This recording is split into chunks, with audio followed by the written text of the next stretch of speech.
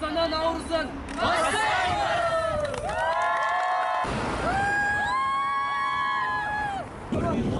Al домбыраны дайындап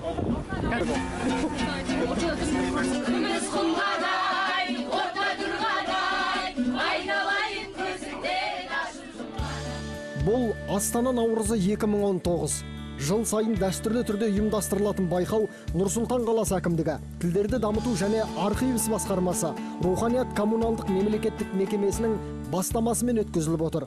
Рухани жаңғыру бағдарламасы аясындағы қалалық байқауға мемлекеттік мекемелер, кәсіпорындар мен ұйымдар, бұқаралық ақпарат құралдары және әлеуметтік желі белсенділерін қамтыған 20-ға жуық ұжым қатысқан.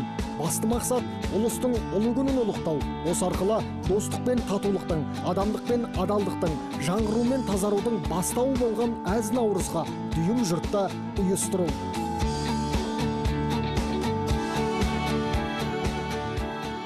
Жаңа бір түспен келіннің бетін бір ашып алайық.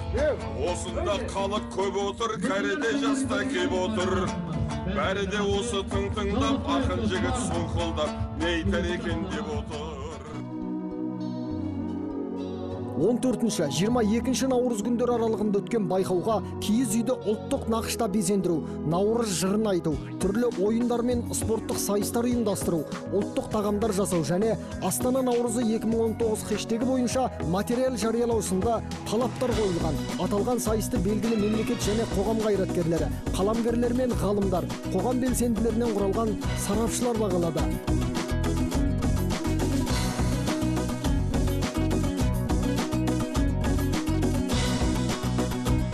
Қорытынды 2019 жылдың 29 наурызы күні салтанатты түрде жарияланып, жеңімпаздарға әртүрлі аталым бойынша Нұр-Сұлтан қаласы әкімінің атынан бағалы сыйлықтар мен дипломдар табысталды. Отандастар қорына берді марапаттау рәсімін бастауға да болады. Өкілін ортаға шақырамыз.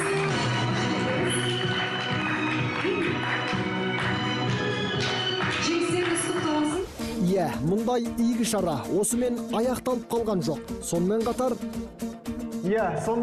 руханият орталығының ұйымдастыруымен шағын футболдан қайырымдылық турнирі өтіп жатыр. Жарысқа ұзын саны 8 команда қатысып жатыр. Олардың қатарында түрлі мемлекеттік мекеме өкілдері және де қоғам белсенділері, сонымен қатар өнер азаматтар бар. Ендеше футбол көрейік. Жүріңіздер. Ассалаумағалейкум, жігіттер.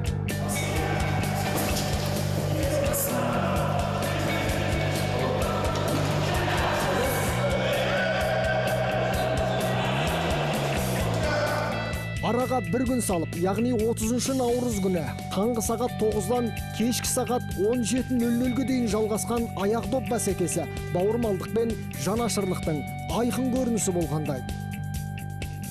Біз кеше Астана Наурыз дәстүрлі іс-шарамызды өткіздік. Бүгін енді сол Наурыздың жалғасы ретінде тағы бір қайырымдылық бағытындағы дүние жасап отырмыз. Бір жағынан қайырымдылыққа бағытталған, бір жағынан бұқаралық спортты насихаттауға, яғни салауатты өмір салтын насихаттауға бағытталған іс-шара. Барлық командалар біздің мақсатымызды құптап, қолдап, қатысып, содан түскен қаржыны 3 көп балалы аналар, мүгедек ата-анасы бар отбасы отыр, соларға табыстадық. Және одан бөлек біздің басқармамызды діни басқарма қолдап, осы ғимаратын тегін беріп отыр. Және Афорт дүкені өздерінің инициативасын танытып, бізге 30 000 теңгеден осы 3 жанұяға киім алуға киім дүкеніне сертификат беріп отыр. Алдағы уақытта бұны біз дәстүрлі түрде жалғастыратын боламыз. Ойын соңында үздік қақпашы, үздік шабуылшы, үздік қорғаушы, үздік ойыншы сынды аталымдармен қатар жеңген командаларға арнайы алғыс хат пен кубок табысталып марапатталды.